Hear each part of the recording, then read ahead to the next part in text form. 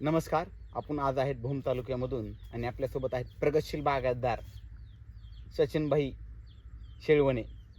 नमस्कार.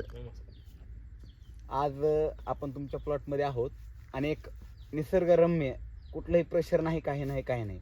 आधी जी द्राक्षाची बाग आहे ती नेमकं किती वर्षाची बाग आहे? ही आता 5 वर्ष चालू आहे बागेला. 5वं. फळावर 5 वर्ष. म्हणजे एकदम म्हणजे आता आज तुमचं वय साधारण नाही म्हणलं तरी 25 वय असेल आणि म्हणजे 20व्या वर्षी तुम्ही ही बाग चालू केली, लावली. हो. ह्याच्यामध्ये कोणाचं मार्गदर्शन नाही, स्टार्टिंगला लावताना? कुणाचं सुद्धा मार्गदर्शन नाही. घरचे काय म्हणत होते बाग लावताना? नाही, सपोर्ट होता घरचा. लावायचे. हो. पण हे तुम्हाला माहिती होतं ह्याच्यातून फिक्स पीक एवढं मोठं येणार आहे म्हणून? तसं काय एवढं माहित हा. नव्हतं, पण आपल्या स्वतःच्या जीवावर आणि स्वतःच्या कष्टावर लावली आहे.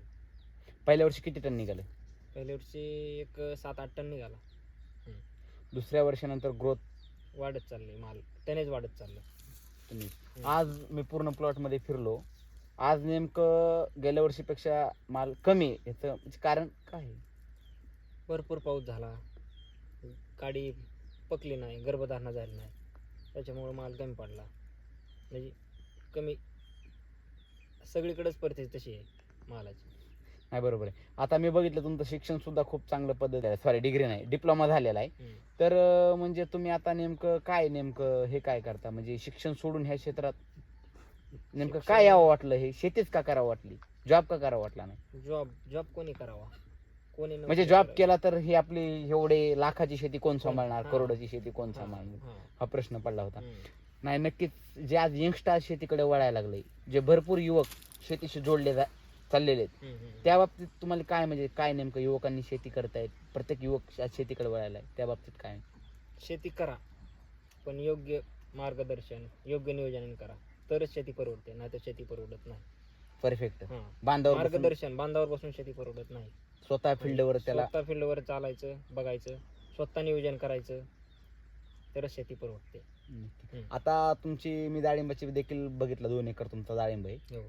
आणि डाळिंब म्हटल्याच्या नंतर तर मराठवाड्यामध्ये बहुतेक लोक घाबरतात, रिस्क खूप, तेलार रोग आहे, त्याच्यामुळे देखील काय ही सगळी परिस्थिती बघता तुम्ही कशी लागवड केली डाळिंबाची?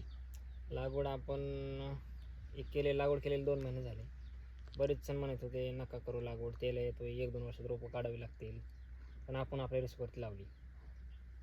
म्हणजे हे सगळं कष्टातूनच हा प्रवास सुरू आहे. हो. डाळिंबामध्ये द्राक्षामध्ये कधी यश आलं, कधी म्हणजे लॉस पण झाला, हो. पण खचून जायचं नाही, हे ध्येयानं तुम्ही ही शेती आज करतायत. हो. म्हणजे 2 एकर डाळिंब, 2 एकर द्राक्ष आणि बाकीचा जो कांदा आहे तुमच्या शेतामध्ये बघितलं, परत ऊस आहे, हेच तुमचं थोडक्यात बॅकग्राऊंड. चालतंय, खूप साऱ्या शुभेच्छा. आता म्हणजे किती टन जाईल ह्यावेळेस काय 10 टनापर्यंत निघेल.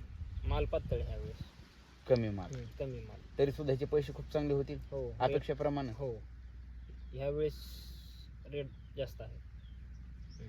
नक्की खूप साऱ्या शुभेच्छा. आपल्यासोबत होते सचिन शेळवणे, खूप सारे प्रगतशील बागायतदार. खूप त्यांचा म्हणजे संघर्ष आम्ही बघितलेला आहे, अगदी म्हणजे पावसात सुद्धा म्हणजे खूप सारं बघितलेलं आहे. खूप साऱ्या तुम्हाला शुभेच्छा.